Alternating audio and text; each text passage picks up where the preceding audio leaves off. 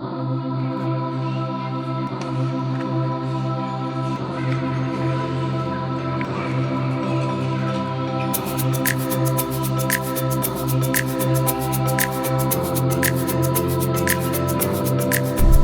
Kerr.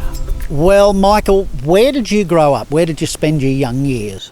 Well, in my young years, I was brought up in Caulfield, South Caulfield in Melbourne. And when I was about 9 or 10 years old, my parents purchased a house out in Dandenong. And that's where I spent my teenage years until I started working. Of course, went to Melbourne and then Tasmania and then went to Brisbane and travelled through Europe and the UK. And eventually I came here. And what sort of work did you do over those years? In hospitality, I was managing properties, everything from small taverns to large nightclubs, restaurants, bars, any of those sorts of hotels, and even accommodation properties, some of them. So that's the sort of industry I was in, and an opportunity for a job up here came along, and so here I was, and met my partner and my husband here. And again, from there, travelled overseas and did 3 years overseas, travelling through, we worked in London and worked in Glasgow, and we came back here for a holiday, just for a wedding actually.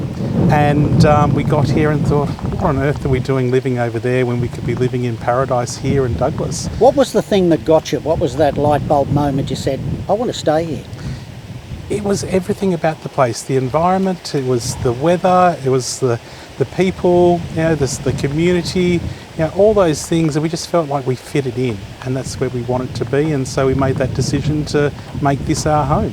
And you're connected, of course, with the Clink Theatre, the local, actors and arts and all of that. You must be happy to be involved with that area. Absolutely, that's one of my pride and joys, the Clink Theatre. I love seeing the end result. You get a script and you go through that script and you pick the people you want to go in it, and you do all your audition processes, and then of course you see it come to life on the stage, and it's just amazing. It really is. And tell me something, with Paws and Claws, was that a way to give back to all creatures great and small?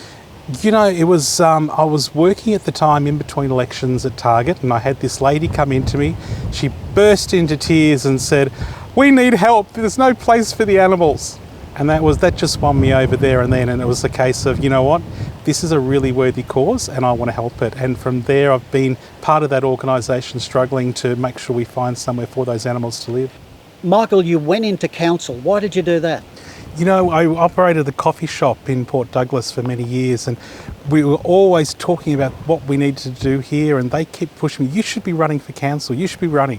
And so when we finally decided we were going to de-amalgamate, I said, you know what, I'm going to run for it. And I did. To make a difference? To make a difference to this community, and to give back. I love being part of this small community. As I said, that's why we wanted to be here, because of the community feeling, and it was important for me to give back to the community, and that's why I'm here doing what I do.